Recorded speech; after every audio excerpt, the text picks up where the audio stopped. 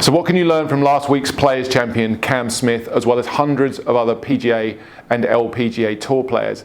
If you want to learn how to enhance your ball striking, improve the quality of the strike, and improve the consistency, then stick around as I'm going to share with you a drill that's going to absolutely transform the way you hit the ball.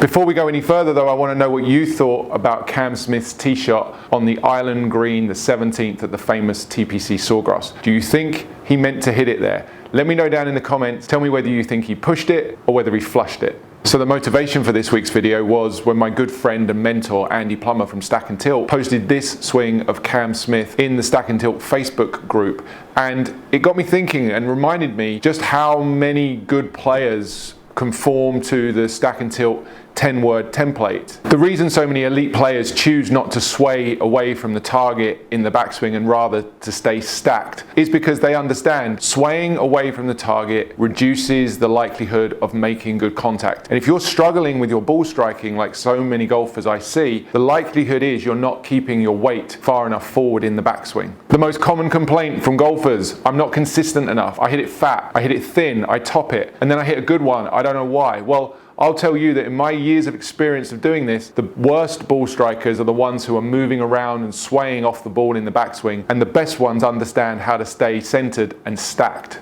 So let me show you exactly what I mean by taking a look at some of the tour players' swings here versus some of the golfers I teach here at GOLFTEC in Singapore. Just like the Cam Smith swing, if we mark up the trail side of the golfer's head and their trail hip, so red line against the golfer's right ear and their right hip as right-handed golfers. And what you're going to notice on the left, if we look at Charles Howe, is how the top of his backswing, if anything, he's actually moved an inch or so away from those two lines, okay? So he's not just stayed dead centered, he's actually moved a fraction towards the target. If we take a look at our friend on the right-hand side here who's going to make a backswing, you're going to see that both the hip, the pocket of his shorts, and the bill of his cap moving quite significantly back through those lines, and this golfer was specifically suffering from hitting the ground behind the ball. It's such a common issue of poor low point control if you can't get your shoulders and hips stacked at the top of the swing. And here's another example of another tour player. This time it's Bill Haas, and another student who was also struggling with contact, hitting the ground behind the ball. Let's take a look at their backswing.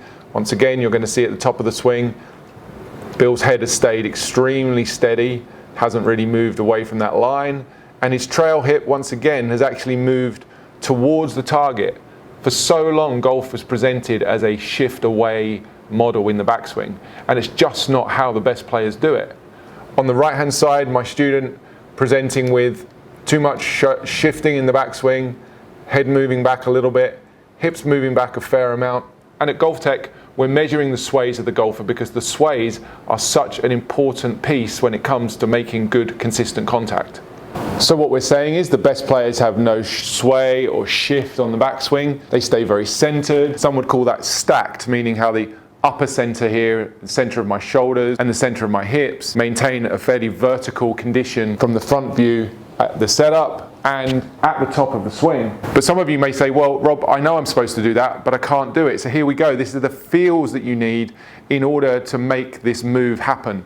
And it's my experience that most golfers struggle with this because they don't understand how much they need to feel like they go towards the target in order to stay centered. So what I mean by that is when someone demonstrates their standard backswing, so often there's some glide or some shift away, making this ball striking much more difficult. What they need to do, and it's very awkward for so many people to do this, is to actually feel like they go a little bit towards the target. I'm not prescribing that that's what happens in reality, but to keep yourself centered, it's a great feeling to almost feel like you start to lean a little bit towards the target at the top of your swing. And I can already hear so many of you screaming, but Rob, that's a reverse pivot. Well, we'll save that discussion for later. There's a video I made here that you can go and watch on reverse pivot, and I'll link it at the end. But actually, in my experience, out of 100 golfers that I see, 95 of them would move their sways away from the target in the backswing. 3 or 4 of them would keep them very centered, and maybe 1 out of 100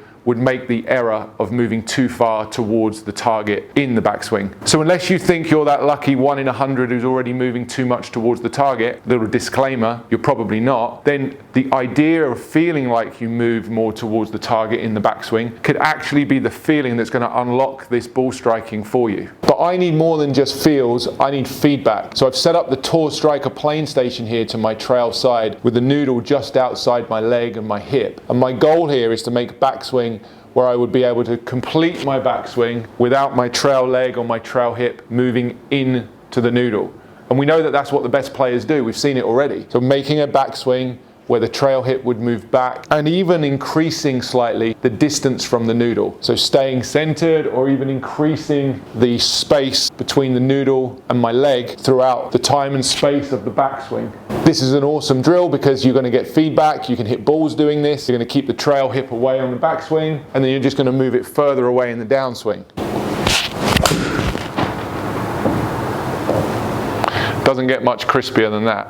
Absolutely flushed out the center. Perfect shot with great ball striking because my weight was sufficiently forward both in the backswing and the downswing to allow me to make that crispy contact. And if it's your head that's the issue, you see it moving around as you swing, and even though you're trying to keep your head still, nothing seems to be working, don't worry. We've got this noodle station here to create this feedback, the noodle just outside my trail ear. And now if I go ahead and make a backswing where I don't touch either of these noodles, so I've got the noodle to my trail ear, the noodle to my trail hip. If I can go ahead and make a backswing that doesn't disturb either of these, then I'm beginning to make the necessary movements to keep my upper center and lower center stacked. And once again, if the best players in the world are choosing to do it this way, then there's a pretty strong argument that you should be trying to do it like this too. Setting up a practice station like this is the fastest way for you to make the progress that you're looking for. It may seem excessive or cumbersome to some of you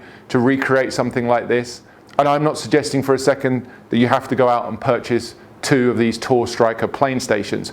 You can organize something like this using some noodles, your golf bag, and your imagination. But ultimately, unless you're putting in the effort, the 10 minutes, the 5 or 10 minutes that this takes to set up before your practice, the rest of your practice is basically a waste of time. All you're doing is going to the range, beating balls, and hoping for your ball striking to improve. And that's a recipe for frustration and a lack of improvement, which ultimately all of you want to overcome. So we've got our training station, we've got rid of all of our excuses. Now we can go ahead and hit some balls. And each time we're doing this, I'm learning the necessary feel that I'm looking for in the backswing. And this is the magic now. Now that you're able to move, not disturb the noodles, make the backswing that you're looking for, these are the feels now. These are the feels that are relevant. Now this feels, what this feels like is what I need to be executing when I go ahead and hit the ball.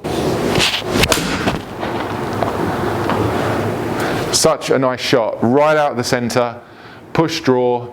I mean, why anybody wouldn't want to strike the ball like that is beyond me. And the way that I do it, and so many of the best ball strikers in the world do it, is by keeping their turns centered or stacked in the backswing and then moving them more forward in the downswing. You can learn to do that too.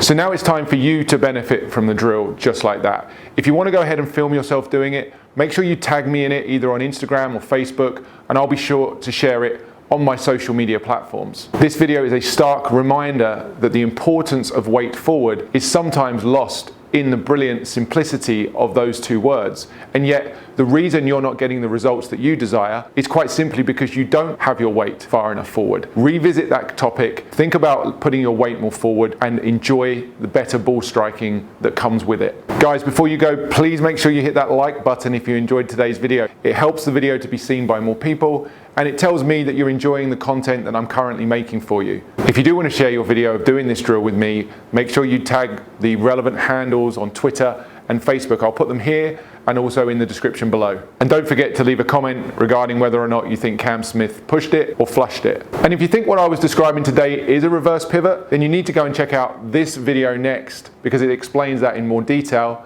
And if you're ready to learn how to build out the perfect backswing, including how the arms and the wrists work, then this one right here is for you.